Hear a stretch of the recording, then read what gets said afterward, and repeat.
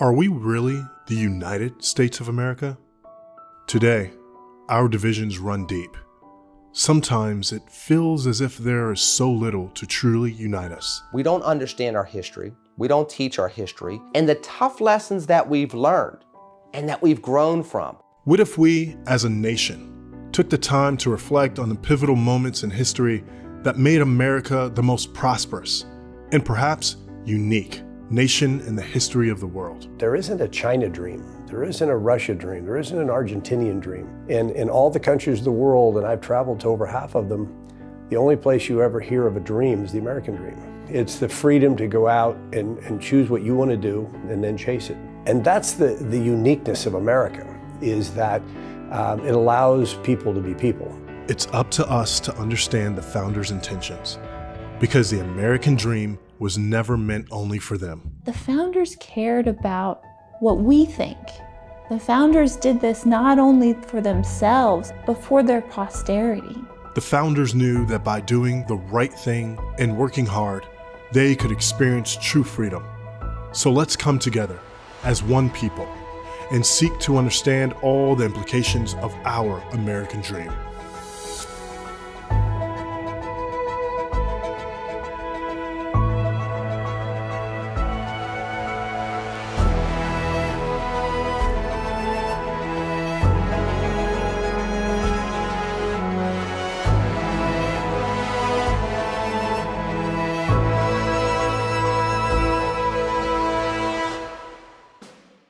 The basis of our political systems is the right of the people to make and to alter their constitutions of government. But the Constitution, which at any time exists, till changed by an explicit and authentic act of the whole people, is sacredly obligatory upon all. George Washington.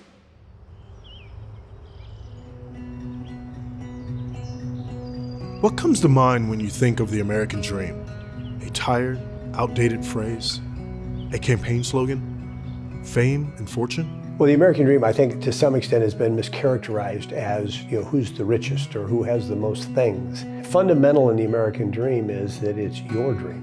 The American dream might be perceived by some as a material definition, but it's much more than that. It's about happiness. It's about opportunity.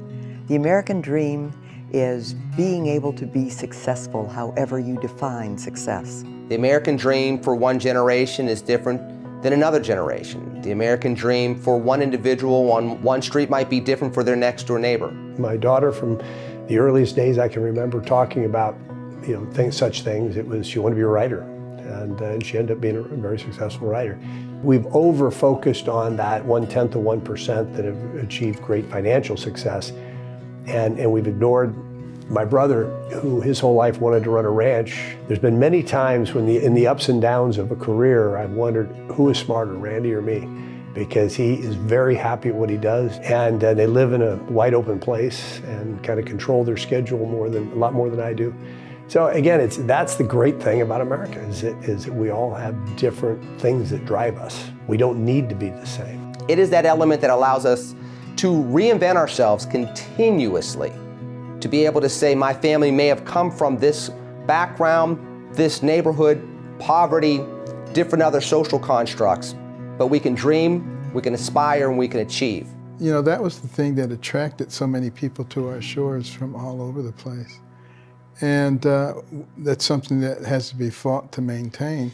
The American founding began well before 1776. Starting in the early 1600s, European powers established permanent colonies in the New World. The industrious people who freely immigrated to the American colonies sought one thing: a better life. Though the resources of the land and their work ethic set them up for success, limited government allowed them to thrive. Even today, the United States exists as a beacon of freedom to those around the world. To me, the American dream is freedom. I never knew what freedom was like until I came to the United States almost 9 years ago. Just the freedom of speech, being able to say what I think. I would have never done that in Venezuela. Like, if I did that in Venezuela, I would have gotten arrested. So I never knew what freedom was like until I came here. And to me, that's the American dream, freedom and the opportunities that my country couldn't have given me. Yet, many people today are skeptical of this dream. Is it really alive today? 250 years later? I think the American dream is alive today. I think it has a lot of clouds over it by people who want to diminish America for whatever reason, and I don't understand it. But I think the issue of trying to convince people that they're victims is a very much a cloud on the American dream. Because there's a natural tendency of human beings to try to control things, including other people. You know, that's why our Constitution was written the way it was. They studied all these other governments from ancient times right up until the time where they existed, and tried to create a system that would thwart that tendency to try to control other people. Well, one of the things that was unique about the founders is they were the political manifestation of the Enlightenment. They took advantage of the fact that people were open to new ideas and they could express themselves. They were a remarkable group of individuals. Yeah, in some ways, when I think if our founding fathers were alive today and they look at the country, they would just be amazed at the amount of success and prosperity that we have developed. But at the same time, like anything, if you follow a sports team, it's almost more interesting when they're on the rise up than when they've actually reached this level of being a champion. And I think sometimes you forget when you are a champion, when you've reached this level of prosperity in our society, what it took to get here. When the colonies decided to break from Great Britain in favor of their own political autonomy and economic independence, they formed one of the foundational documents of the United States government, the Declaration of Independence. This document articulated the inherent rights of the individual as well as consent-based rule. I love studying history, and one of my favorite books that came out of the American Revolution was a private by the name of Joseph Plum Martin. And so you look at the war through his eyes in this country that he wanted to form, and he grew up having a king, and he bought into this concept that, like, no, together we could form our own community. There is a basic fundamental difference in how they viewed success. They didn't want that success to just roll up to the monarchy, the way you had seen society played out for centuries. How can we expand not just our monetary fortune, but how can we expand our definition of what our lives could be and should be? Now you're talking about who's writing the rules for what one's life's going to be. Once you draw that line in the sand, there's no coming back from that. And the fact that we're not subjects, we're citizens, that is that legacy we are pulling through to the states, a completely different relationship with your government. Really, they dared to believe this idea that people are capable of self-government. And generations of Americans have stubbornly held to that proposition and tried to further it. So it's a continuing American dream that each generation of Americans has to decide that they're going to prove to the world and even to ourselves that we are worthy of this goal, of this proposition, of a nation founded in self-government. To fight for their rights against Great Britain, the colonists built a consensus that there was a dream worth dying for. But what purpose could be worthy of their sacrifice? For this question, we have to turn no further than the Declaration of Independence. So it starts when, in the course of human events, it becomes necessary for one people to dissolve the political bands that have united them to another. They're trying to form one people, a single people that's going to be united in a new people. And for what purpose? Well, they continue that we hold these truths to be self-evident, that all men are created equal. That is the North Star, the objective. And yet, with the shadow of slavery looming over the colonies, all men are created equal may sometimes ring hollow. Despite this tremendous stain on our nation's history, America's unique quality of self-healing ultimately paved the way for this phrase to truly become a reality. To me, one of the greatest attributes of America is the self-healing reality over time. I think it's one of the key attributes of what our founding fathers created in our Constitution, and that is because it's we the people that determine our future.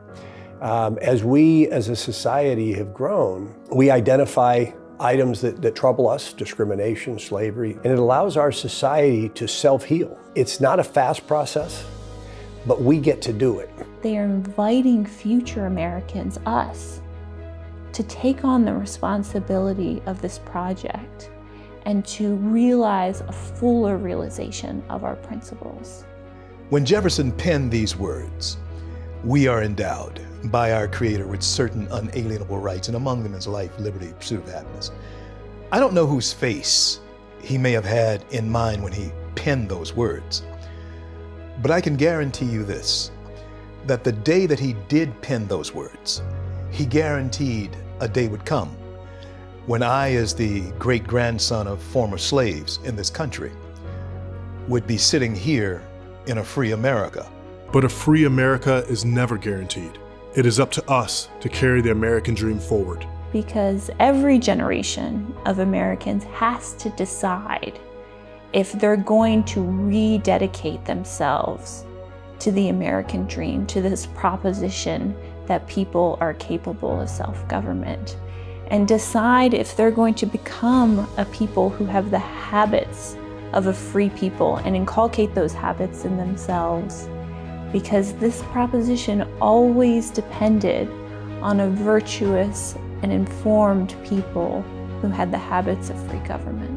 When you're born as an American, you are born with your rights, and you choose which rights to give back to your government. That is the thread that carries on from 1776 to this day. The courage of our founders set America on an extraordinary path, and the central thesis of the Declaration of Independence, that all men are created equal, would one day be fully realized. But sometimes self-healing requires sacrifice. Sometimes it requires war.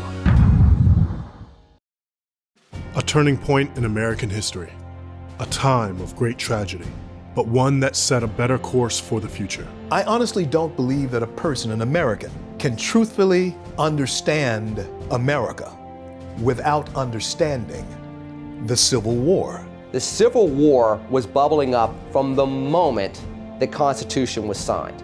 It was something that was 60 years plus in the making that finally boiled over. It seemed possible a nation of the people, for the people, and by the people might indeed perish from the face of the earth. Our founding fathers knew full well that slavery was incompatible with our Constitution, but they knew that they couldn't put together the United States of America if they tried to deal with it at that time. The Constitution made it very clear that all men are created equal and that all men should be treated the same under the law. The Civil War corrected the conflict left unresolved by our founders. Hundreds of thousands of men, both black and white, died fighting to achieve this fundamental purpose, to secure, once and for all, the Declaration's promise that all men are created equal.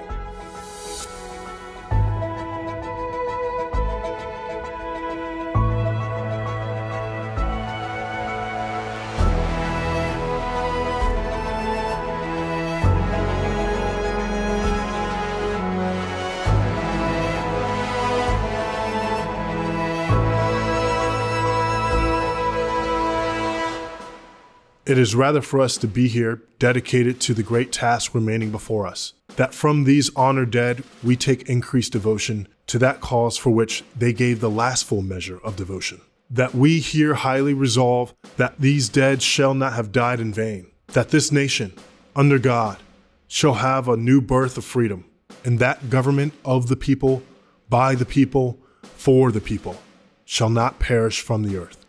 Abraham Lincoln.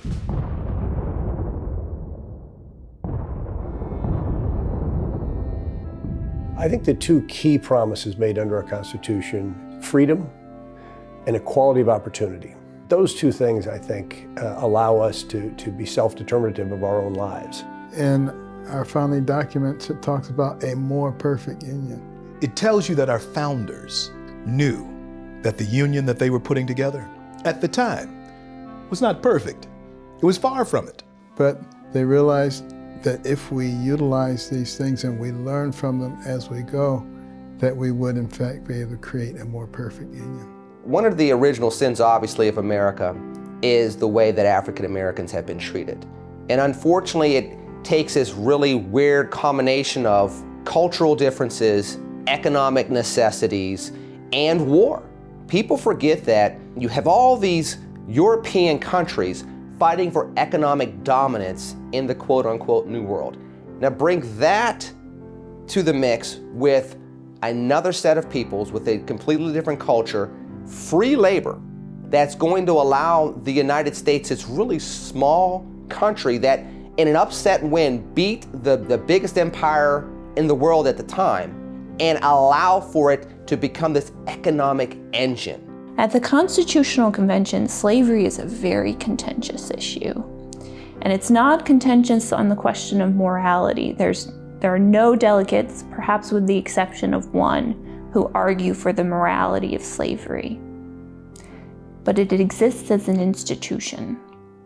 And so a compromise has to be decided on this question. And the South is threatening to form their own country if no compromise on slavery is reached. And there's no guarantee that America will come to exist at all. And so the Northern delegates compromise, because if they had not, they would have been able to maintain some level of moral righteousness, but they would not have been able to help the real people who were actually enslaved. They refuse, in Madison's words, to admit into the Constitution the idea, the principle, that you could have property in men. And that is the basis on which slavery is ultimately extinguished in the future.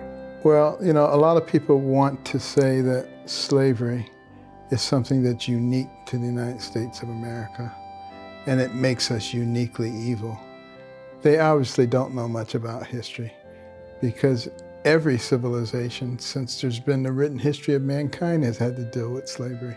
The only thing that's really unique about us is that we had so many people who were vehemently opposed to it that we were willing to fight a civil war and lose a large portion of our population to get rid of it. One can argue that we don't heal fast enough, that we don't solve these things fast enough.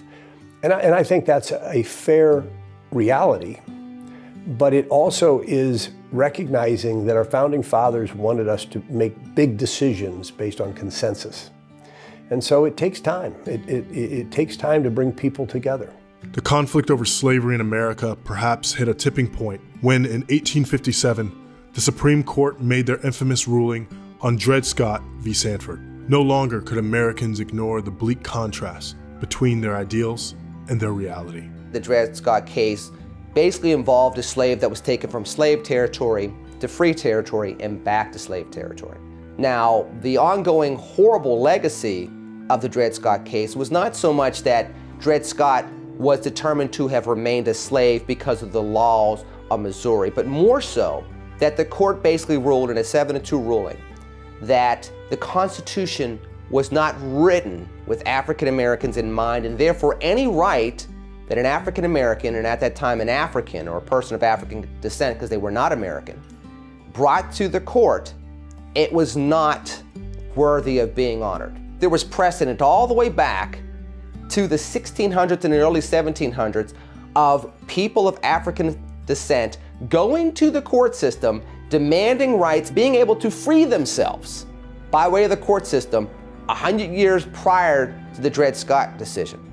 The legacy of the Dred Scott case completely overlooked that, and it put African Americans on a second-class citizenry for at least 100 years, and it cemented it in the minds, unfortunately, of millions of Americans. And it's something that we've had to work through to bridge that gap and to heal from that wound. That wound cut America deeply, and yet we can proudly say that is no longer where we are, even if some refuse to recognize how we have healed. There are those who would want us to stop someplace along that timeline and say this is where we get off this train because it's irreparably racist. We're sometimes our own worst enemy as Americans by trying to fuse those things in the past with where we are.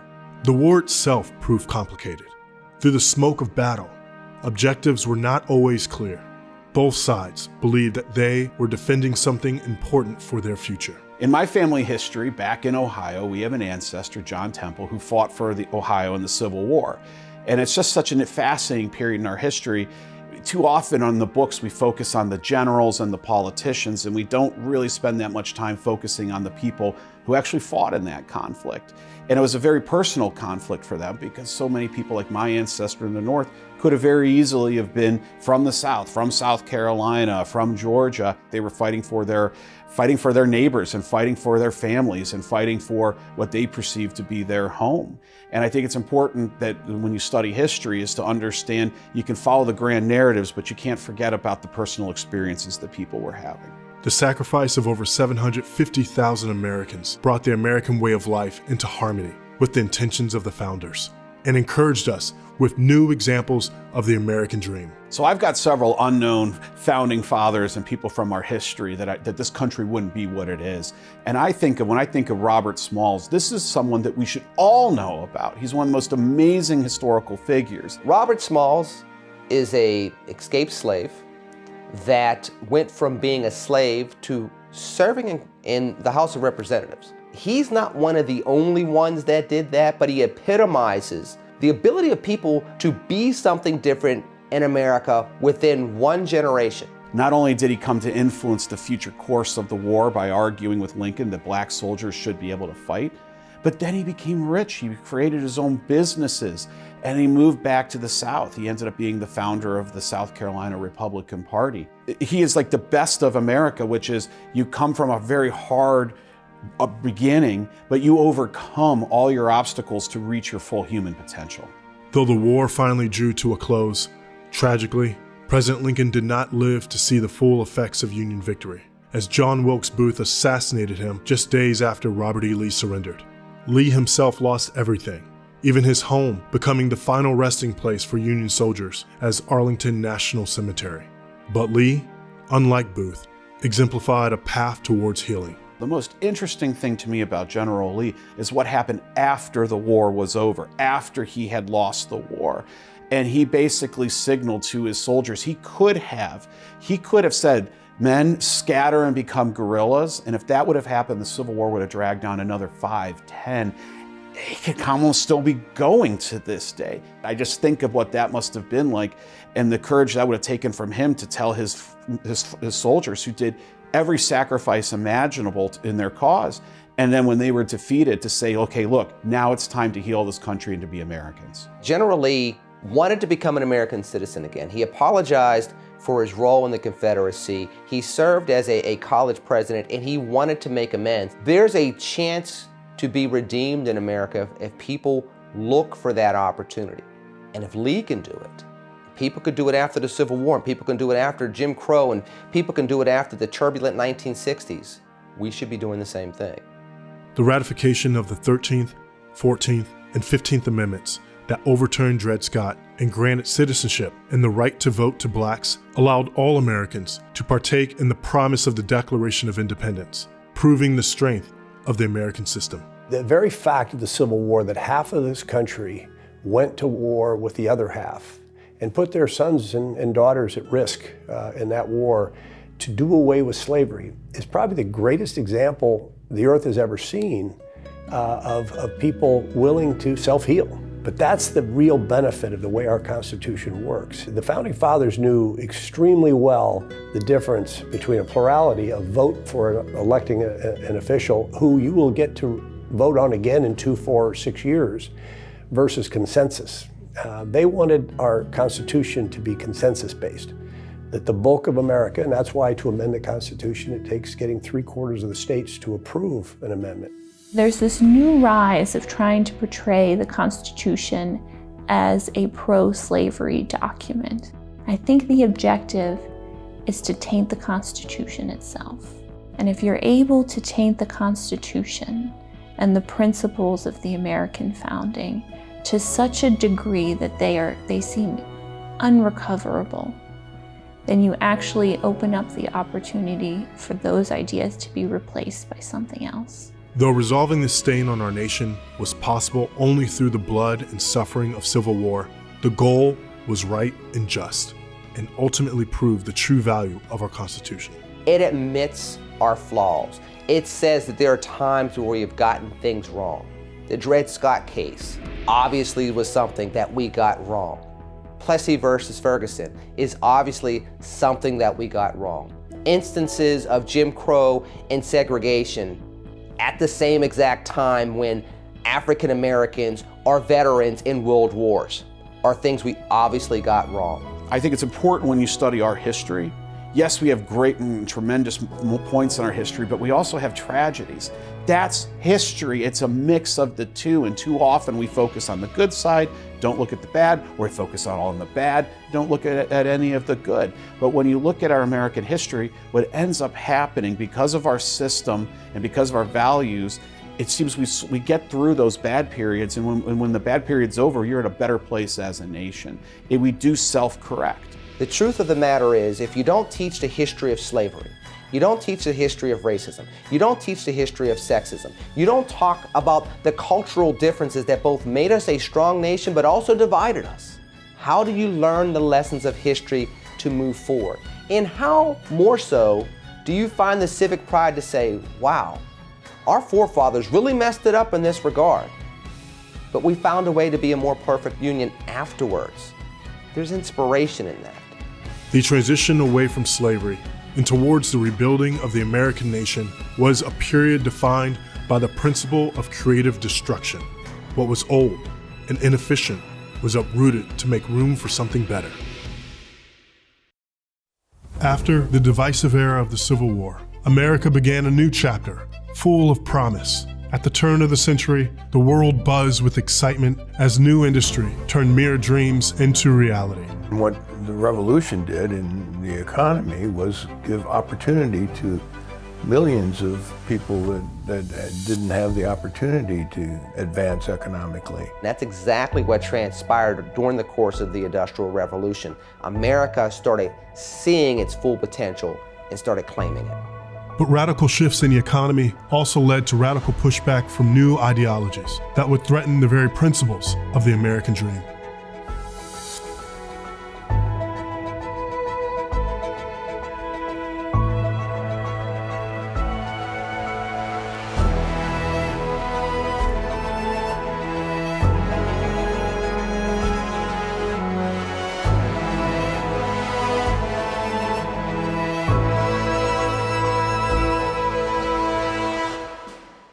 The only thing necessary for the triumph of evil is for good men to do nothing.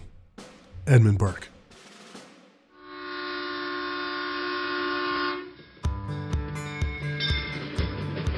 As a young nation looked ahead to the beginning of the 20th century, once again, America's unique system set its people up for remarkable success. In an era of rapid growth, regulations didn't know how to keep up. The sinister feature of regulations is that it just kills so many businesses that either aren't started or are stillborn because of the regulatory climate. Now all of a sudden, this little tiny country that seemed to not be able to get out of its own way and had a very bloody and costly civil war. Now, they're not only exporting those crops, but they're exporting other things, and they're leading the way on things such as innovation. Unto itself, it was a technology advancement, globally. But what happened that made it so special in America is the fact the meritocracy of our system, by allowing people to compete with each other to get a better widget, to make a better car, a better this, a better that, allowed the Industrial Revolution to basically be a true revolution in America. I mean, it was constant leapfrogging of technology, getting better. The great secret to economic growth is division of labor, and that caught on here because the people who came over from Europe were interesting folks. They had ideas. They didn't want to just live in a society that was stagnant.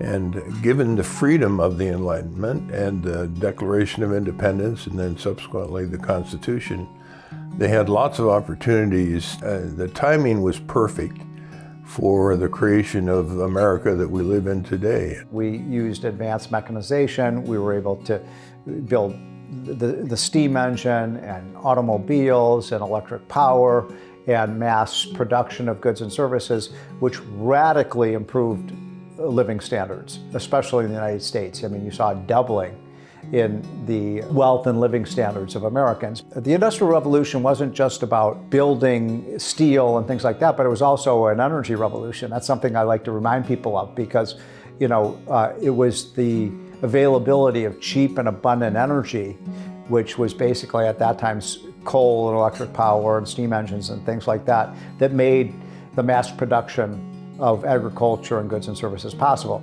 But this period of innovation was not without its challenges. Old struggles continue to reemerge in new contexts. Interestingly enough, America almost got in its own way during the Industrial Revolution because we've always seen this cultural tension. Every time you have a new group of immigrants come into the country, you always end up having this pushback. I mean, and at the time, after the Civil War, you had free slaves and you had immigration from Western Europe. And when you talk about the western part of the country, you start having people from Asia when it comes to the railroads, and you have these tensions. But the beauty of the United States of America is because of the Constitution that we have, you always have this construct that allows for these tensions to play out, but eventually for a melting pot assimilation to take effect. We were getting the hard workers. We were getting the innovators. We were getting the dreamers.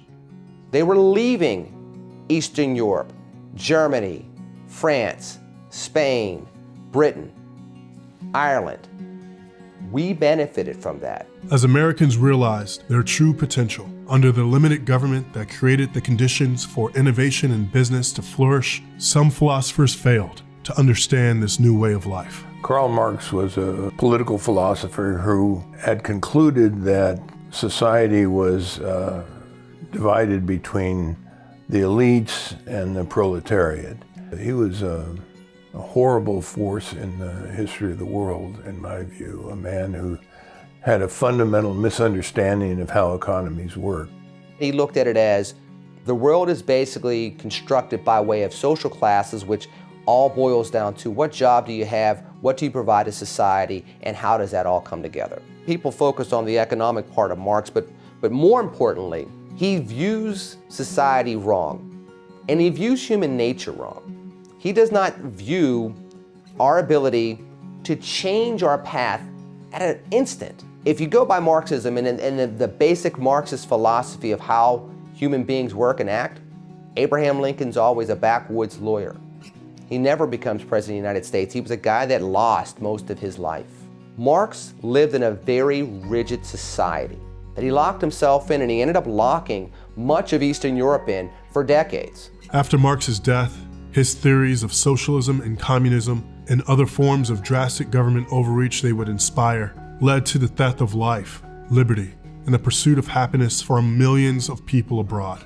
This tragic experiment would begin in Russia, where Marxist revolutionaries successfully overthrew the monarchy. Well, the Bolsheviks cleared out a very corrupt regime in the Tsar.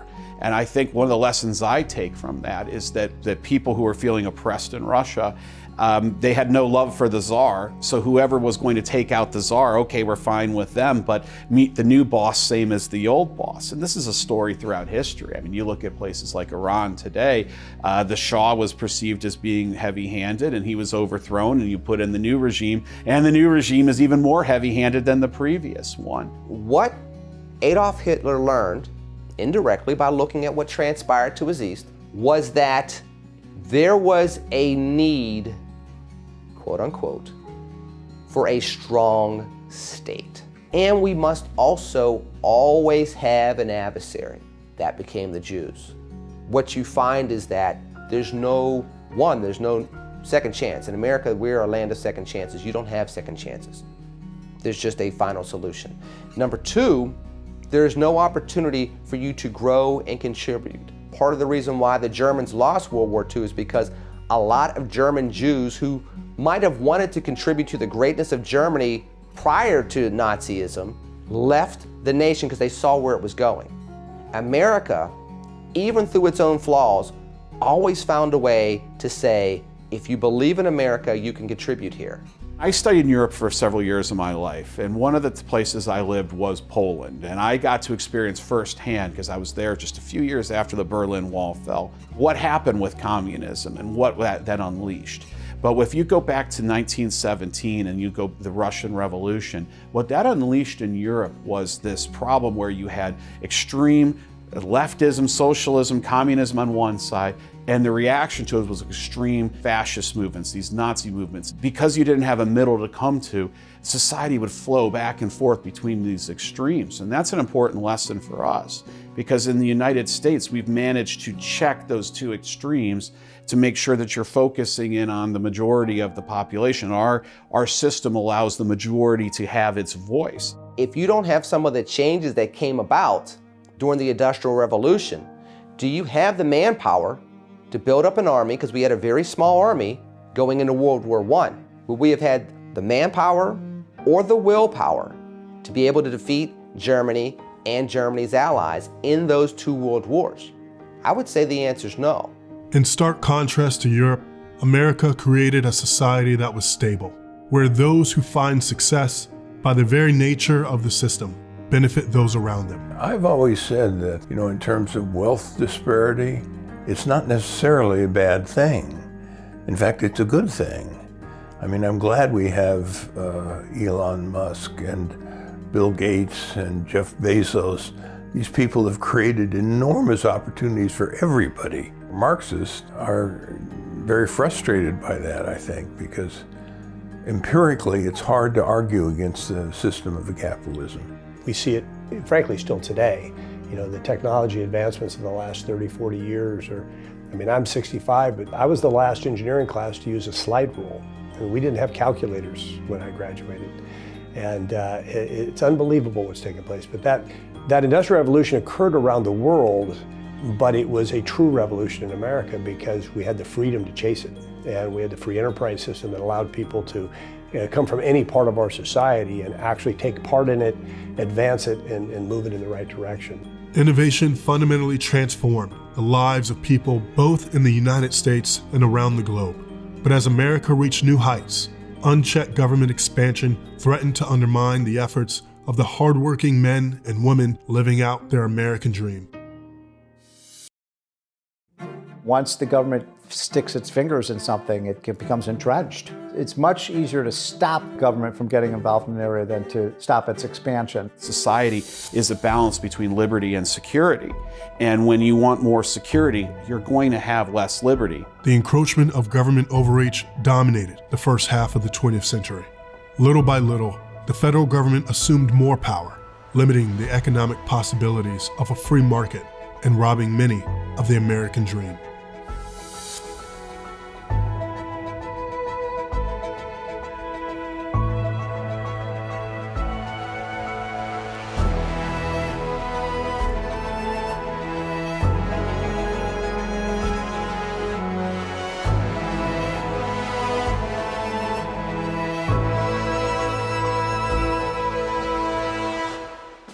In a composite nation like ours, as before the law, there should be no rich, no poor, no high, no low, no white, no black, but common country, common citizenship, equal rights, and a common destiny.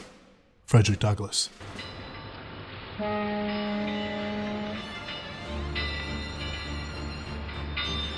The Roaring '20s were marked by continued innovation and progress. The stock market rose to unprecedented heights during this era, as everyday Americans sought to invest in their future.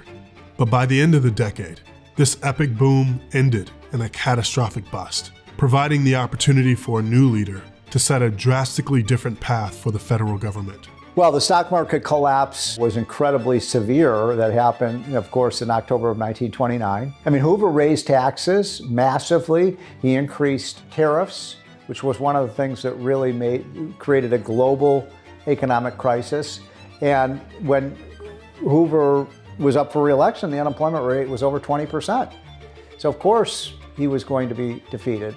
And FDR was an optimist. I didn't agree with his policies, but he talked about the economy in a optimistic way, and he said he was for the little guy, and those kinds of things really resonated with voters. He won an overwhelming election and was reelected 3 times, but his policies were, for the most part, disastrous. There were several serious economic contractions in the late 19th century and early 20th century that corrected themselves because nobody stepped in. It was a Great Depression because government jumped in and did so many negative things to the free functioning of the economy. We took a financial crisis that basically could have been over in a year or two, and government rushed in and did all the wrong things, raised taxes, massively increased government spending and debt, put out new regulations and so on, which turned would have been a short-term, maybe 18-month financial crisis into a 10-year Great Depression. So when FDR started his plan with the New Deal, what ended up happening is he fundamentally re-altered the relationship between the individual and the government.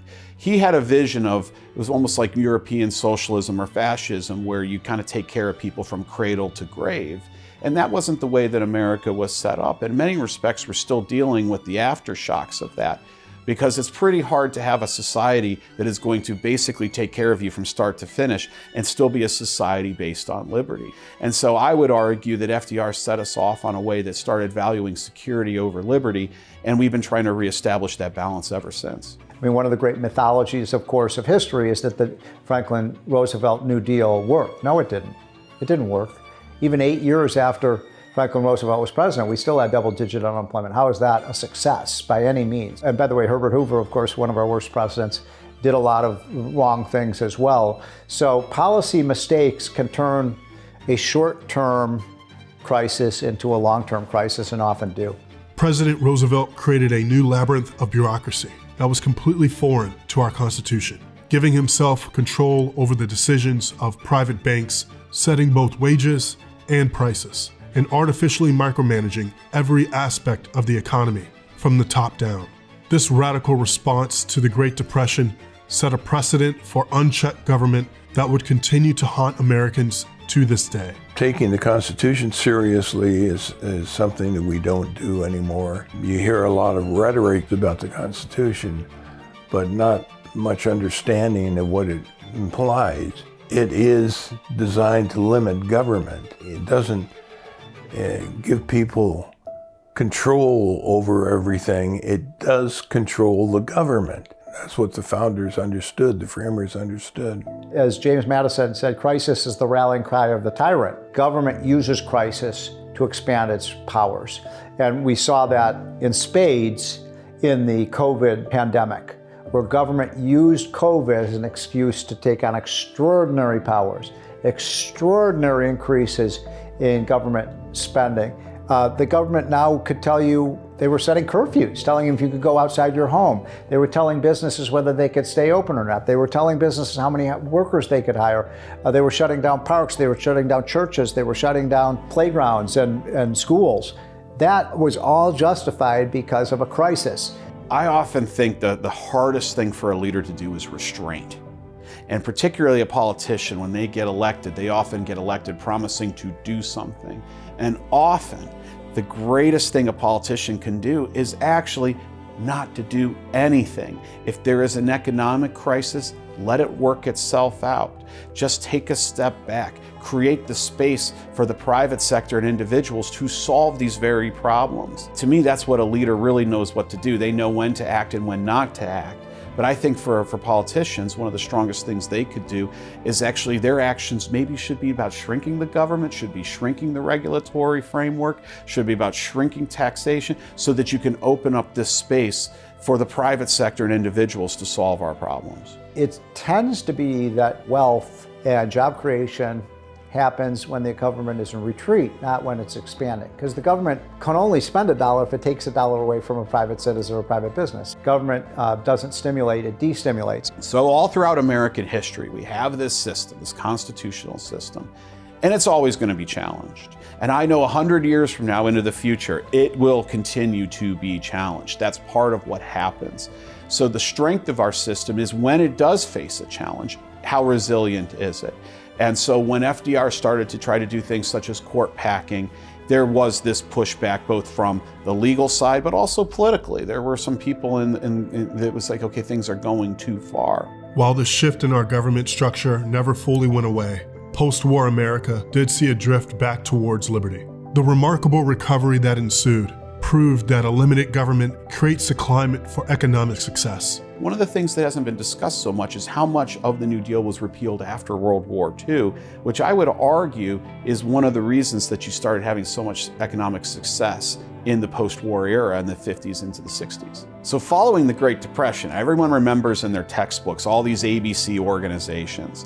So many were created and there was so much bureaucracy that was generated. What history forgets about is after World War II, so many of those were just canceled and ripped out, and actually had this period of government shrinking following the war.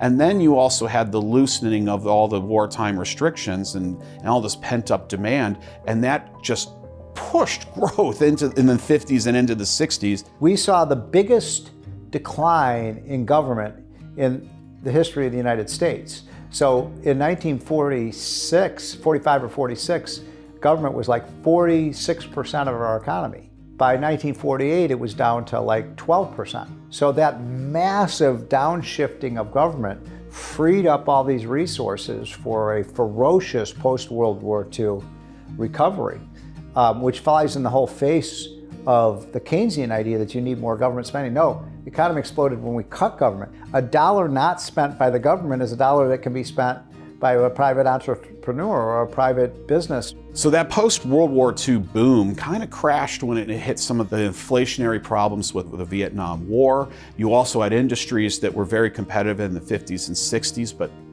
hadn't invested in themselves in 20 years. So you had high inflation, you had sectors of the economy that were not competitive.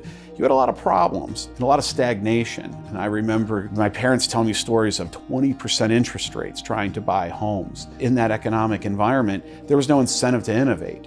So when Reagan came in and got elected and he crushed inflation and then he reduced the tax rate, all of a sudden you had capital ready to invest again. And so there was all these innovations on the, in computers, in the internet, and all the various technologies and telecom, that finally they had investment grade cash ready to go to bring those products to market. And that started this boom in the 1980s that, hey, when I was growing up in high school in the 1990s, it started to really mature and became the driver of our economy. I was starting a new political party, and so I had to be critical of Reagan. But I was too critical of him. After he retired, the daily radio, I think 90-second commentaries or 2-minute commentaries he had, were handwritten by Reagan himself. And they were very sophisticated things. You assume a guy who's, no longer president, he's got all these people writing things for him. He wrote them himself. And they cited Hayek and Mises and Friedman himself. So one of the great challenges you have is as society becomes more complex, there's this greater desire for politicians and bureaucrats to regulate that complexity. And so when you started having all of this growth following the 1980s and 1990s, many of the industries that really prospered, such as tech, it prospered because there was very few restrictions on it. It was a new world. And then you start, when these industries start to mature, well, that's when the bureaucrats start to step in. Despite the lessons of our history, many Americans still favor a larger central government at the cost of individual liberty. Today, the socialist movement swells at an alarming pace. The fundamental problem with socialism is a simple thing.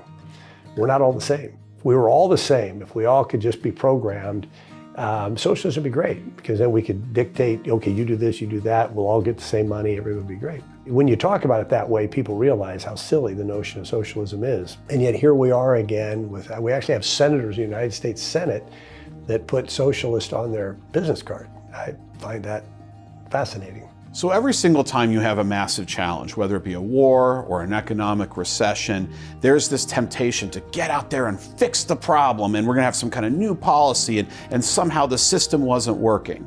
But when we look back over 200 years in our Constitution and our system, we have gone through droughts, we've gone through civil war, we've gone through economic depressions, we've gone through just about every imaginable problem. And my lesson from American history is the temptation to throw out the system, to throw out the filibuster, to throw out our elected way of doing things. If you do that, it will be different, but it may not be an improvement. All of this has led us to where America stands now, and has set up the challenges facing our nation in the modern day. Following Roosevelt's massive expansion of government, no administration has successfully been able to fully return it to the founders' intentions. Over time, that government seemed to forget its real purpose. It's pretty hard to readjust someone's relationship with government if we're not presenting what the alternative looks like. Debate in politics should be man's relationship to the state. It should be about liberty. And the purpose of the Constitution was to protect our liberty by constraining the power of the federal government. Create a pathway whereby people can pursue life, liberty, and happiness. But do those powerful words from the Declaration of Independence still ring true today? Can our systems still create the conditions necessary for that pursuit of the American dream?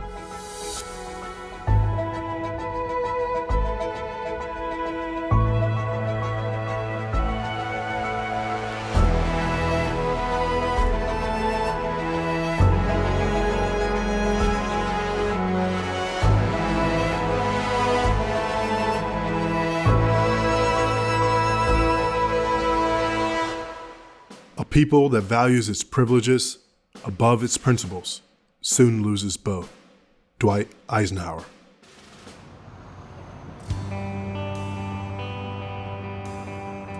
As we look upon our nation today, we must consider what it takes to create a climate for the American dream and what role our government has in that process. We got to give people the ability to achieve, and it's as simple as that. We have to create an environment that's conducive to success. The founders of our country recognized that there are certain things that the federal government should be specifically put in charge of, and everything else should be left to the states. And the fundamental reason for that was, first of all, government's not good at some things. It's bureaucratic.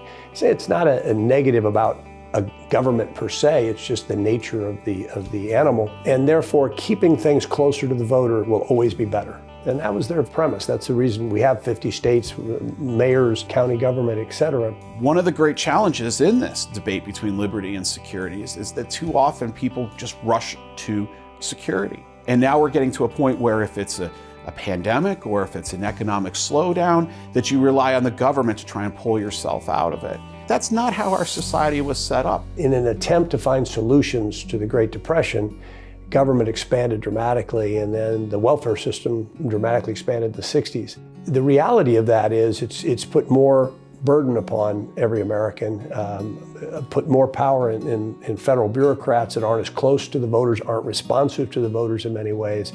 It's easy to enact laws, it's very hard to do away with them. The government has negatively impacted all the different agencies because they have overreached. One very significant change that I don't think the founders intended is the rise of the administrative state. And many have called this the fourth branch of government because it is a bureaucracy that has a massive amount of power, and no one quite knows how big it is. There are all these ABC institutions that have immense power, but are not elected. And they're not accountable to the people. So the people have lost that mechanism of approval and the responsibility that the leaders owe towards the people. The 9th and 10th Amendments, which are two of my favorite amendments, and I call them the two forgotten amendments, are basically can be summarized in one sentence, that all powers not specifically designated to the federal government rest with the states and the people. I think people in Washington have forgotten about those amendments. Government growth doesn't stay the same. It grows on its own initiative. And if you don't take it on directly and say, we're spending $15 billion a year on education, where in the Constitution does the federal government have a role in education? It shouldn't. If you got it out, you'd have better education and save a lot of money. The key to controlling spending is to cut programs. You can't even say we're going to reduce the budget because it just grows again. You got to put a stake through the heart. I think one of the greater challenges that we have goes back to our education system. For most of my career in Washington, people have been complaining about college. Oh, college is teaching these things that aren't in line with our values and our heritage. And the problem I think we've realized in recent years is that, whoa, this goes way back further than college. This goes back into high school, goes into middle school, goes into grade school, goes back to kindergarten. What you want to do is provide for that low-income family the most opportunities there are. So why not let that mother send their kid to the best school that they can? Government interferes with the American dream. One of my favorite economists of all time was Walter Williams, and he went through all of the policies, whether it was minimum wage or occupational licensing, that the left said were going to help minorities, but actually hurt them. When reviewing America's past, our struggle with racial injustice stands out as one of our greatest regrets. It is fair to ask ourselves, what was then and what is now? Is there systemic racism in modern America? Certainly there has been in the past. In today's America, it is rare. Does it exist? Of course it does. I don't know that you'll ever get rid of it as long as there's good and evil. But it has changed dramatically. Well, they've already paid the price for me not to ride on the back of the bus, and I have. I've drank from the colored in white water fountain. They paid the price for me not to do that. Why would I dishonor their legacy? There is nothing that we have to win as far as civil rights is concerned. We have that. A place that it does still exist is in those people who think that they can determine how certain segments of the society are supposed to behave based on their skin color. And they'll tell people like myself, you ain't black, or you're an Uncle Tom, or what have you, like they get to decide.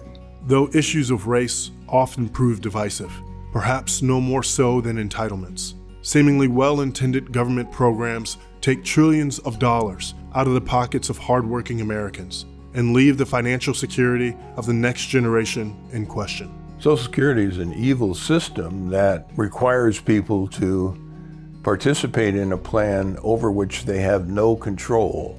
You are forced to pay X dollars into Social Security, there is no account there. You just pay your money, and at that point it's no longer yours. The courts have ruled that it's owned by the government, and you have no right to the money. So when you die, your money goes to the government because the government already has it. One of the ways you build up capital in a family is by passing assets on to the next generation. But if you don't own those assets, you can't pass them on. And it's kind of cruel that a person works their entire working life, pays into the system, in theory can build up millions of dollars, but as soon as you die, poof, the money's gone. I've always advocated for new solutions such as privatizing Social Security for younger folks so they have a choice. Do you want to stay in the current system, or do you want to opt out into a system where basically you have a 401k for yourself? Too often, people don't see the opportunity they have to have a lot more money in their account and to control their account. And I think part of the problem is we have not done a good enough job of explaining, okay, we may oppose these programs, but it's because this other program will be better for you and your family. But government overreach isn't limited to deep-rooted programs. The COVID-19 pandemic marked one of the greatest examples of unchecked government in modern America. I never thought I would see the day where government would feel like it had the power to shut down businesses, to shut down schools, to shut down churches, to shut down playgrounds, to tell people they couldn't go outside. These were such violent violations of personal liberty that they should have been struck down as completely unconstitutional. It was obvious that science wasn't being followed and that people were just spewing opinions, which is why everything changed from week to week, which is generally not the case with science and real data. My hope is that we learn from that. Although modern challenges continually threaten the founding principles of America, those principles still find a way to persevere. The great thing about our government is it's not a winner-take-all system. You know, no matter who wins, we still have to live with our Constitution and the basic parameters. That's a good thing. But so many of those founding values continue through this day, and it's about preserving those values that have gotten us to this point. But at the same time, every generation is going to challenge this American dream and our fundamentals. Americans are not a people united by an ethnicity or a religion. We're a people united by these principles and by those ideas of limited government, of individual responsibility, of all men are created equal. That's what makes us who we are as Americans. That's what makes us into one people. And so when we lose that history and we stop studying those things, we're losing ourselves. If you have a good understanding of where we come from, you have this understanding that we are born in liberty. And then you start to understand and personalize what your relationship with your government should be. That personal liberty is what continues to make America a shining city on a hill, both for her native citizens as well as for so many around the globe who hope to one day live out their own American dream. What does it mean to be an American? It's not a specific origin, or a color, or a class, but a spirit.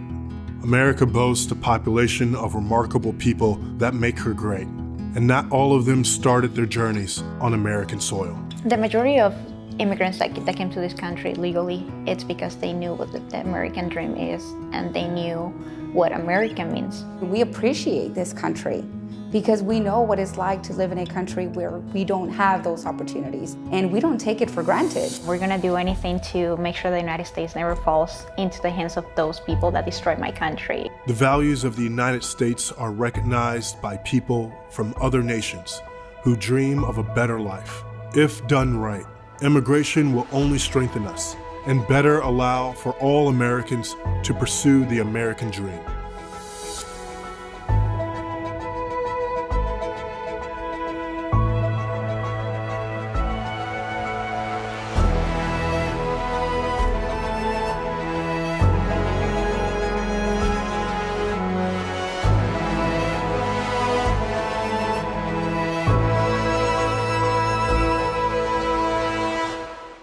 America is still the land of opportunity, more than any other place, for sure. There is definitely no other country where I could have done this, immigrant or not. Elon Musk.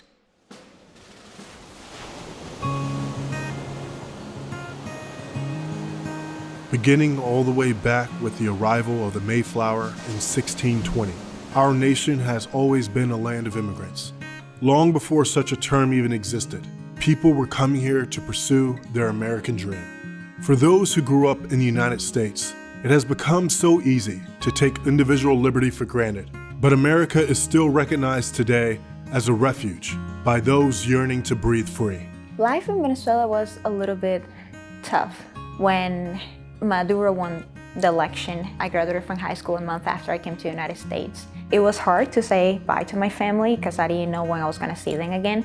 But it was the best decision that I ever made. Being able to express myself and being able to know what freedom of speech is. Tell people what I thought about how socialism has destroyed my country. Tell my story. I wouldn't have been able to do that back in Venezuela. I can speak to why my grandfather and his wife came to America, and it was they couldn't provide the life for their family in Poland that they felt they could in America. They saw the freedoms that America was providing to people. That meant a great deal to them, that they could come here and try to use their skills and capabilities to build a better life for their family. It cost everything they had. In fact, my grandfather had to come and then 2 years later bring his wife over because they couldn't afford to both come at once. Talking about the Hispanic side, like there's so many Hispanics that have come to this country legally, and like we see them right now in Congress. We see Mayra Flores in Congress, and she's Hispanic. She's an example of how the American dream is still alive and how coming to the United States in the legal way works. I was born in Burgos, Tamaulipas, Mexico. I'm blessed to come here to the United States when I was 6 years old, and both my parents were migrant workers, and I started working alongside my parents as well at 13 years old. This is a land of opportunities, the opportunity to work hard and to accomplish anything you want in this country. Those of us born here and those of us who have come here, we're fortunate to live in a wonderful country that offers opportunity. We can talk ourselves into how bad it is, or we can recognize how very fortunate we are. You know, if we were this horrible racist country that they try to say we are, with just built-in unfairness in every aspect of our country, why would people be forming caravans trying to get in here?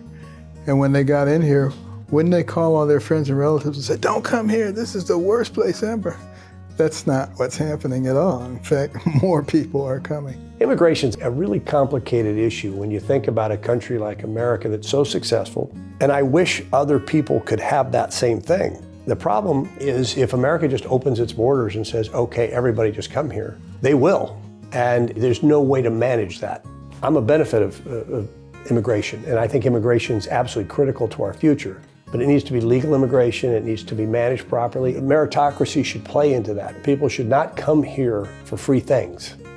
They should come here because they want to build a better life, that they believe in meritocracy. Some people would say, well, that's harsh. Well, unless you're going to solve 7.5 billion people's problem, ignoring those realities is silly. What we have to figure out at this point, how do we continue to make the American dream a reality for people, but still maintain the integrity of our borders and our system? I think it's very important that we focus on immigration reform, but it starts with border security. For you to be able to come here to the United States illegally, these immigrants have to pay thousands of dollars to criminal organizations. They go through so much abuse. Children go through so much abuse. So if we care about immigrants, we need to focus on legal immigration, how to improve the legal process so good immigrants that want to come here to work hard for the American dream can do it, but legally. If you have real leadership in our political system, they can solve these problems, our immigration issues that we have. They're not systematic of a failed system, they're systematic of failed leadership. America serves as a golden door for those that respect our nation's sovereignty and the system that provides opportunity for us all. So many have come to value American principles after witnessing the heavy-handed governments of their own homelands. Being in the United States means opportunities and freedom. In socialism, you don't own anything. The government owns you, and they own everything you have. I have a great admiration for Ken Langone, and he says he likes to put these young socialists on his private airplane, take them to Venezuela and Cuba, and show them what communism and socialism is all about. So it's strange, but the people in the country are complaining about the country, and the people outside the country want to come here. I went through it. I know what it is. You don't want it here. I will do anything to protect this country, to make sure that it never gets here, because once it gets here, it's not like we can be like, oh yeah, we're gonna have socialism this year, we're gonna try it out, and maybe next year, if we don't like it, we'll get rid of it. Look at Florida, how the Cubans, which are industrious, hardworking people, have come to America from Cuba. Basically, they are voting for a capitalistic system. They want opportunity. They're willing to work hard. They want the opportunity to work hard and be rewarded. Legal immigration is very important. If we stop immigration, it's going to hurt us all.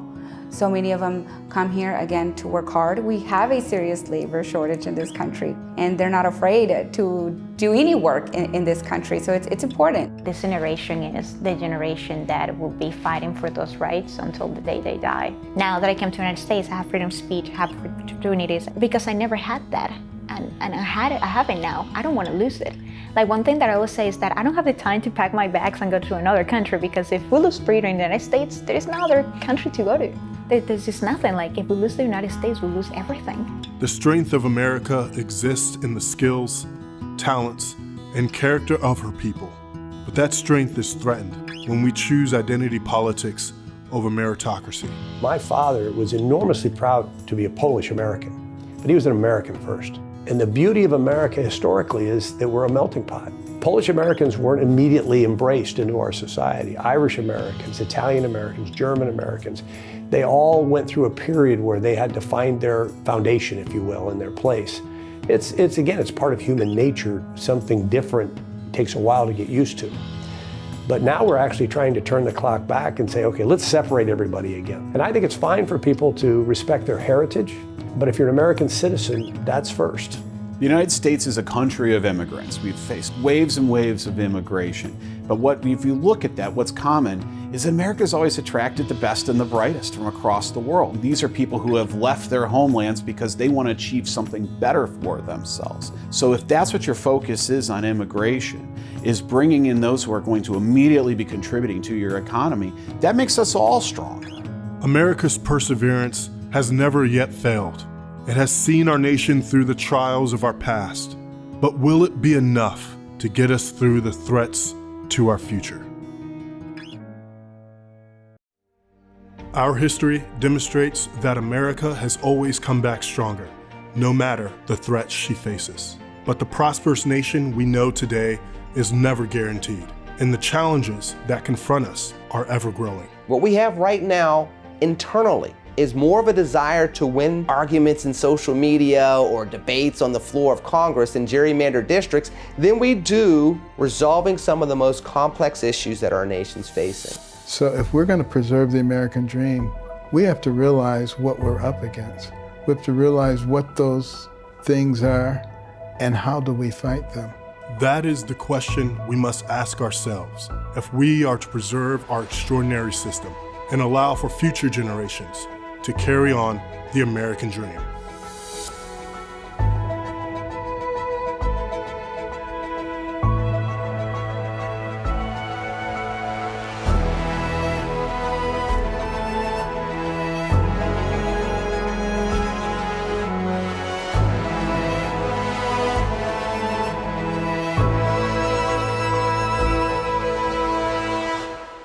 Freedom is a fragile thing, and it's never more than one generation away from extinction.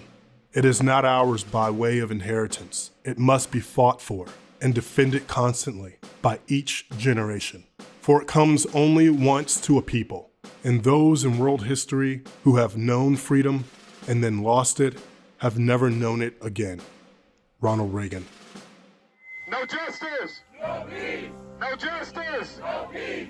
No justice! No peace! If we want to preserve the American dream, we have to have courage, because we have to recognize that there are forces out there that are antithetical to the American dream. We do know that there is, let's say, a spirit of deception that is absolutely pervasive in this country right now, because people really don't know anymore what to believe. And so when you're in that position of not really knowing what to believe, sometimes you'll believe the wrong thing. This notion of constantly one of attacking our country, trying to pit people against each other, and this sort of tribal warfare that folks want to create, and censorship. And I mean, it's just amazing to me. I grew up in the 60s and the 70s when I was on the other side of the fence, which was, gee, why are they having this ultra-liberal person speak at my university? I really don't agree with those views. And I remember my father one time when I said it, I said, you know, it really troubles me that the University of Nebraska is having this person come and speak. And he said, well, it shouldn't. He said, our country's based on freedom of speech. You should go listen to that person. Doesn't mean you'll agree, but you might learn something. And today we're on the other side of that. There's a number of people that want to limit freedom of speech unless it's their speech. You know, 60 years ago, Khrushchev told Eisenhower that your grandchildren's children will live under communism and we won't have to fire a shot. What was he talking about?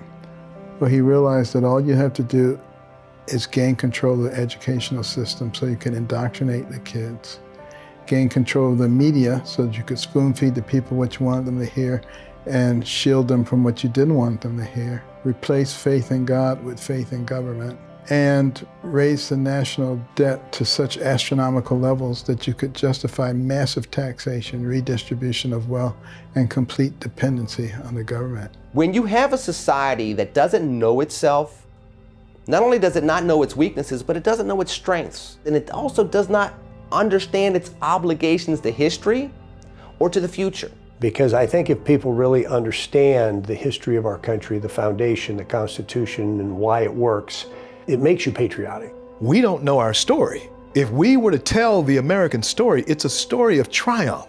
Don't be deceived into thinking that somehow you're in a nation that is not the greatest one on the face of the planet, and there are thousands, literally hundreds of thousands of people who would gladly trade places with you or me. You know, should we really be proud of America because it's so much better than others, or should we sort of be embarrassed by that? I wish others had the same thing we do, but I can't change their political system for them. They have to change it. So rather than us hiding from our, you know, the benefits that America has, I think that the more we represent them positively around the world, the higher the probability is that other countries move in that direction. America faces a plethora of social and economic threats, If these challenges remain unresolved, they will effectively cripple our nation and rob our posterity of the future we could have given them. If we don't secure our borders, crime has increased because of that. It will continue to increase. And it's important that we keep the American people safe. Child sex trafficking is an issue here in the United States, and I don't care where these children come from. We should always protect children, and that is why border security is so important. It is a national security issue. So around family holidays, when everyone is complaining about spending at the kitchen table, one of the things I always bring up is, look, if you look at our spending problems in this country, most of it is being driven by Social Security, Medicare, Medicaid. Best way that I like to solve a problem for politics is through choice, giving people options. And when you have very little choice, you're stuck in these systems that are kind of perpetuating themselves. For Social Security, I would be looking at a system where younger folks have a choice at certain ages. If you want to stay in Social Security, stay. But I think we should be giving people that choice. And there's something to learn from that from our healthcare programs. We should be encouraging choice. We should be encouraging a market to create and solve our problems. I think one of the places we should be looking at is Singapore, of all countries. Singapore allows all of its citizens choices in the marketplace. And that's where you create a market where prices come down. As we look at our nation today, we witness our government grow bigger as our people grow more divided. Our political leaders seem more content to become media personalities, advocating for less freedom, rather than step up to do what is best for America. I love Thomas Sowell, the economist, who says in this era of social justice, what is your fair share of what someone else has worked for? We're racking up debt in this country. We're discouraging entrepreneurship. We don't seem to do the right thing because of lobbying and political influence. If you look at American history, we always had statesmen. We have a dearth of statesmen right now. We have a dearth of people that are willing to do the right thing with people they don't like for the sake of a better America that's going to outlive them. There are not too many periods in American history where we can say that. Well, it's very clear we're living in an era right now where people are not trusting their institutions. And I believe one of the reasons for that is it seems that the government institutions in many respects have been captured by the most powerful and elite who have certain agendas that they are trying to push, and that gets out of step with people where I grew up with back in Ohio. Very often today, folks will say that we have to have this government program for something that Americans have actually been doing for quite a long time. And that government program has only existed for a generation or two. So those civic associations gave us a lot of confidence in ourselves. And they also helped us to understand and build goodwill between our fellow citizens. So we might not agree on everything, but we can agree and work together on this singular thing. It helps it so that you don't vilify your fellow citizens. And I don't think it's a coincidence that as our civic associations have broken down, we've also become more divided. We have the capital, the brainpower, and the institutions to succeed if we choose to apply ourselves. It is through the hard work of the best and brightest that our nation has been able to overcome even the most arduous challenges and reach new heights in every century of America's existence. Sometimes I think that America's biggest threat is ourselves. It is if we get too comfortable, if we don't challenge ourselves, we can live on past successes and not struggle to achieve greater successes. We need to keep finding a mountain to climb. That's a part of America's spirit. We are discoverers, we are explorers, we are builders and designers. We need to continue to pursue those unique challenges and not get too comfortable. I'm optimistic about the future of our country, and that's sort of my nature, but also because we've been through a lot of trying times in the past, and America's proven to gather itself up and do the right thing when it's necessary. And that's the real key to preserving the American dream. You cannot be the land of the free if you're not the home of the brave. America did not become such a remarkable nation by chance. We can continue to face our challenges and forge a strong future if we embrace the values of meritocracy that brought us here. Throughout American history, hardworking men and women rose above adversity to succeed. A society based on talent, effort, and achievement was unlike anything the world has ever seen. and still makes America the land of opportunity today. But there is a certain move in this country now that is trying to say to some, you deserve to be given. No, you deserve to earn. You have the right to go out and test your mettle against anyone else's. In America, if you are willing to put forward some gumption, you can achieve great things. So meritocracy doesn't mean you're the winner. It means you have the ability to compete in an open and fair environment. That's the essence of success in America, is that ability for all of us to jump into this arena, whatever it is, and do the best we can.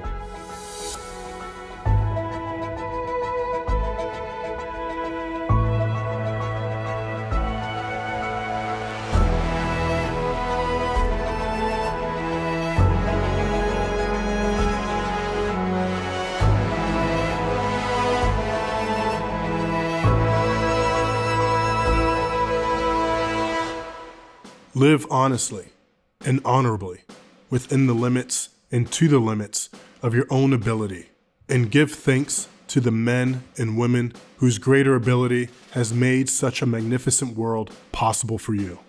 Ayn Rand.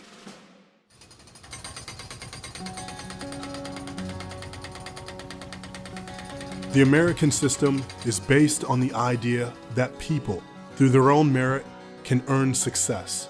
That belief is at the heart of the American dream and made possible because of meritocracy. A meritocracy is something that grows out of freedom. They can have a life that suits their goals. It's the content of your character, not the color of your skin, not the packaging you're in, not whether you're female or male. Meritocracy means that you can achieve what you merit, what your capabilities are, and what your talents allow, and how willing you are to work, and how well you are prepared. Meritocracy to me is the ability to get up in the morning and pursue a goal. I, as a kid, wanted to play professional football. I was reasonably good through 8th grade. I was pretty good in high school. But when I got to college, I was just nowhere near as good as the other kids that were recruited to play Division I football. So I stepped back and played Division II football. I mention that because, yes, I wasn't good enough to play at a top-level Division I school, but I was good enough to play at a solid Division II school. Well, to me, that's part of meritocracy. It isn't that you have to be the best football player in the world. I learned an enormous amount through athletics. They were a great part of my education, and I wouldn't trade it for anything. It actually goes back to the basic definition of the American dream. And if we had a society where everyone was chasing their individual talents and developing those talents, we're all going to prosper, because someone is going to be a great chef, someone's going to be a great CEO, someone wants to focus on raising a great family. If everyone focuses on what they can do and do best, we all benefit. The founders created a nation based on the radical idea that a person's beginnings did not define their future. But it has taken time for all Americans to be welcomed into that system. I don't think in America you have people wanting to tear down other people so much as just give me a chance to be a part of this process. The civil rights movement was a fight for allowing everyone to be part of the meritocracy. I mean, a lot of the oppression of blacks and minorities and women in this country was a function of the people in power in the government preventing them from achieving their potential. Most waves of immigrants come in and they start at the bottom. And then you look at whether they are Jewish or they are Italian or they come from Nigeria or they're coming from China. But if they play in the system within a generation or two, you hear their kids are going to Harvard to become a doctor. I mean, isn't this the story when we're in a taxi cab half the time and you talk to the taxi cab driver? When we talk about work, we talk about having honest employment and going home tired that night. And you know you can sleep comfortably because the dollar that you made that day was an honest dollar. That indeed builds the character of a future generation. I think a fascinating study as you look back into the American military. The American military had a tremendous problem with race coming out of the Vietnam War. And so the idea was we want to start promoting minorities into positions of officers and other leadership positions. So what the military did is it didn't lower the barrier. The barrier stayed. They helped people get coached up to overcome that barrier. And when that happened, it didn't matter what your race or creed was. When you became an officer, everyone knew you were qualified to be an officer. What we have to do is get rid of any roadblocks to people who are not doing so well, who want to. But maybe you just want to go out in the fields and paint pictures of flowers, and that's fine too. The essence of a free society is a respect for the dignity of the individual. And that dignity is increased by having control over your own life, keeping the money you earn, sending your children to schools you decide they should go to, and pursuing goals in your life that you determined and somebody else didn't. Americans seek inspiration from admirable figures that have come before us. These role models show us a path forward and encourage us to build a better future. The benefit of a role model or a mentor is beyond compare. I saw in action a woman in a leadership role, the first woman in the country to be the majority leader of a state house or senate. That woman went on to be more famously known in the judiciary, Sandra Day O'Connor. And I got the privilege as an intern of watching her in action and seeing a great woman leader find someone who has the values and the character that you admire and follow that person, learn that person. Learn as much as you can about someone whose values reflect your own. So a really good example of an exceptional American is Frederick Douglass.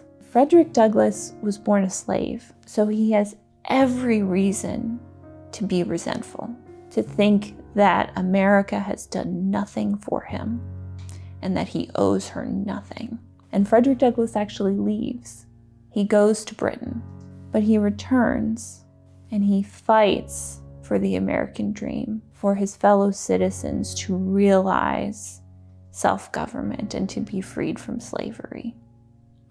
And over time, he changes his mind, and he says that the Constitution, in its essence, was never anything but a pro-freedom document. And he realizes that it belongs to him, as it belongs to all Americans. America is not a country that got successful because we envied people's success. We got successful because we admired people's success. I'm very friendly with Bernie Marcus, who's the founder of Home Depot. He was terminated by Sandy Siegaloff, and he called Ken Langone, very emotional. I have 3 children, a big mortgage, I have no income. And he got 40 families to put up $50,000 each, $2 million. The market value of Home Depot today is over $300 billion. And they have 3,000 employees that are worth over $1 million because of the stock appreciation. And Bernie and Ken have been extremely philanthropical, giving away hundreds of millions of dollars, if not billions of dollars, to charity. We admire that picture and we encourage that picture. As a pilot, I also was a civilian advisor to the Secretary of Defense and the Chairman of the Joint Chiefs, back when it was Dick Cheney and Colin Powell. And at that time, women were precluded from flying fighters or bombers. Women could fly tanker aircraft or transport aircraft, but not anything that could shoot back. I didn't think that was especially chivalrous. One admiral, who was the father of daughters, asked if I would be willing to train and do a flight. They tell me I was the first civilian woman to land in an F-18 on an aircraft carrier, but now women are routinely flying fighters and bombers, and that is a career field open regularly to women in each of the services. Despite the success we've seen, the system of meritocracy has always been under threat. What would it look like if we ultimately abandoned these values? If we gave up our system of meritocracy, our country would look like Russia. It would look like China. The wonderful thing about America is you can come from any socioeconomic group and you can rise to the top based on your own efforts. People criticize our system that it's too competitive, it's too this, it's too that, but the reality is no other system has proven to be better.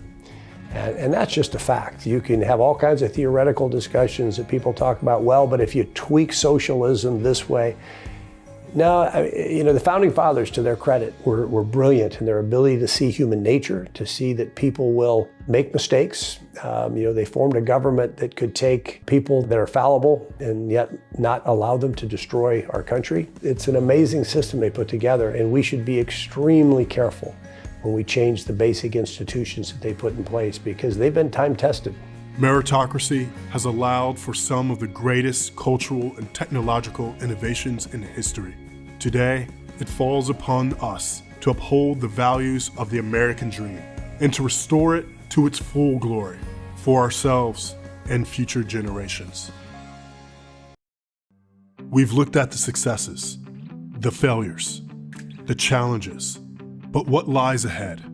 What must we preserve to keep America going? The Constitution is essential to the future of the American dream because the Constitution is the United States. The United States does not exist without this document. This document sets the rules for the road. And if that document stays more or less intact as it is, that is what defends our liberty. Why is it that other places in the world did not come up with the iPhone or an Elon Musk? You find them in America. Our system allows that. It doesn't matter what you want to do, but be the best you can be at it. The American story is not over. On the contrary, if we do our part, it's only just begun. As we close out this journey together, let's take the time to examine what is asked of us to keep the American dream alive.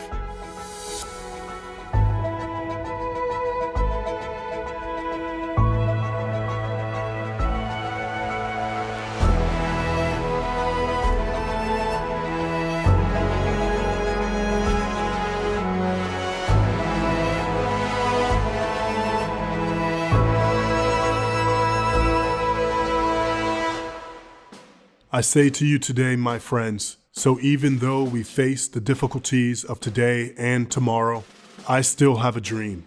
It is a dream deeply rooted in the American dream. I have a dream that one day this nation will rise up and live out the true meaning of its creed. We hold these truths to be self-evident, that all men are created equal. Martin Luther King Jr.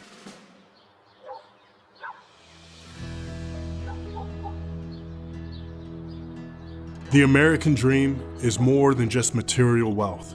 It's starting a family, building a business, pursuing a passion, or developing new relationships and goals. Most importantly, it is defending the personal liberty that has made this nation the unparalleled success it is today. The United States is the most successful multi-ethnic country in global history. What a contribution to the world. I mean, China's growing, but if you're not Chinese, you're not going to take part in that system. Yes, we have our problems, but you're not going to be able to find today or in history a country that has brought so many people of various backgrounds to create something together that is so impactful. You're not entitled to anything. You must work hard. You can accomplish anything you want in this country, but you must put in the work. Elon Musk's space shuttle was just an idea until he had the American ingenuity to make it happen.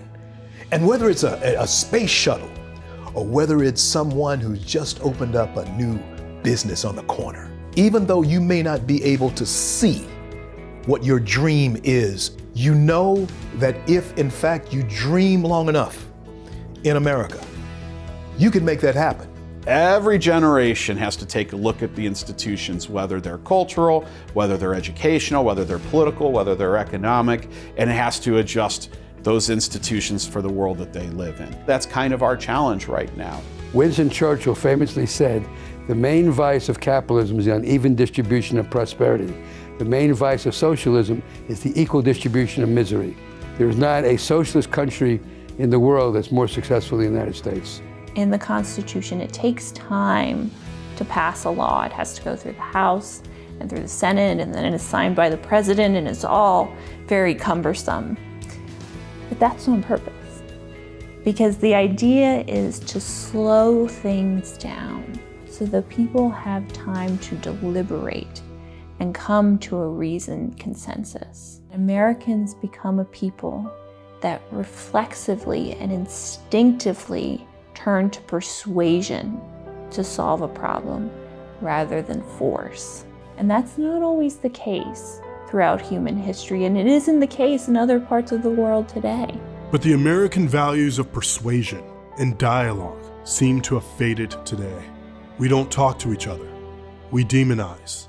Yet being the United States means remaining united with our fellow Americans, even if we disagree on politics. When I was growing up in Ohio, I had these incredible uncles, and I used to show up at their house on the weekends and they would play horseshoes. And these folks were Union hardcore Democrats. They also were veterans. They fought in World War II, and they were some of those patriotic people. And that's what I grew up with. It was the one thing we could all agree on, right? Was the American flag and the values that this country held. In order for us to have the right conversation, we must be able to talk to each other and hear each other, whether we agree or not. I still want you to hear what I'm saying, and I want to hear what you're saying. That's the only way that we're able to come to a bridge. And if you're truly someone who is not enjoying the American spirit and the American way of prosperity, maybe you should have a conversation with somebody who doesn't look like you. Maybe you should expand your horizons. These divisions shape how our government operates and get in the way of real political progress. More often than not, the focus isn't on the well-being of American citizens. Policymaking, at the end of the day, is about, are we improving people's access to meritocracy? Are we improving people's chances to dream? Unfortunately, too often, politics becomes this insider game here in Washington or in a state capitol. They lose sight of what they're really trying to do here. A lot of times, a lot of members spend way too much time here in Washington. They need to go back to the districts that they represent. We should have a government that gets out of the way of the good behavior, that incentivizes and provides opportunity, and let the American spirit thrive. If you've ever talked to politicians or Congress critters, they don't knock you over with their brilliance.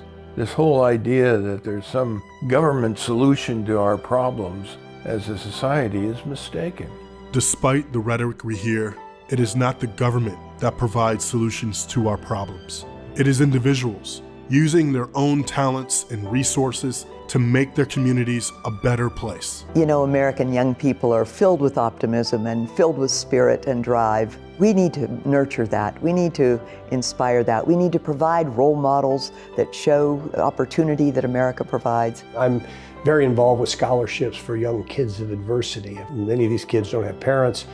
They watch their parents shoot the other parent and siblings, horrible things. But they have maintained their view that the American dream is alive. I'm going to get educated.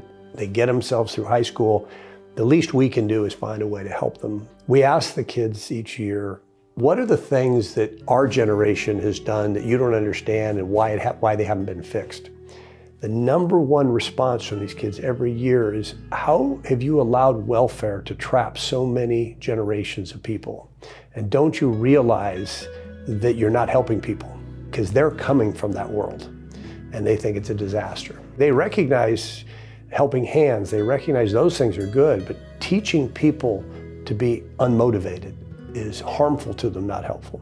My wife and I has as part of our Carson Scholars where we put these reading rooms in all over the country. The data shows us that if a child can read at grade level by grade 3, it changes the trajectory of their lives. You know, I was fortunate as a youngster that my mother emphasized the library.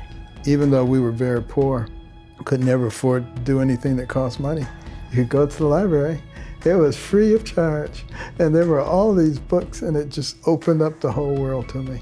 The divisions in this country may seem too deep to come back from. The hopelessness we feel may be overwhelming, but now is not the time to give up on the American dream. When we study Yorktown, we hear that General George Washington defeats the British and the war is over. Whoa, whoa, whoa. It was actually more complicated than that. The British were blocked in by the French Navy, who then sailed away. The British are occupying New York City. They're occupying Charleston, South Carolina, the two most important ports in the entire colony. His army still broke. They're still out of resources. When Yorktown, the battle was over, Washington had no idea that he won the war. It's only in history that we have the luxury to go back and read our books and say, hey, you won the war, man, congratulations, high five. But he didn't know that. Even when we think that things are bad, even when there's discord, we may actually already be entering into the new phase. So the lesson here is you never ever give up. And if you ever lose your sense of optimism, that is the one way you're guaranteed to lose. We have overcome what no other nation has ever overcome. And so when you look at America in its entirety, you have to look at the good, the bad, the ugly, the strong, the weak, all of the adventures, all of the journeys, the tragedies that have brought us to this point. And then I think if you are looking at the American perspective in the right frame, you are looking at a nation that is truly a nation of victors. America was born of a revolutionary idea, self-healed from serious injustice, built a new world through the value of meritocracy, and invited those who share her vision to take part in her success. Our challenges ahead may be great, but if we keep the American dream alive, we will ensure greater opportunities for our posterity. So what happens now? Will you stand up and do your part? Will you believe in America?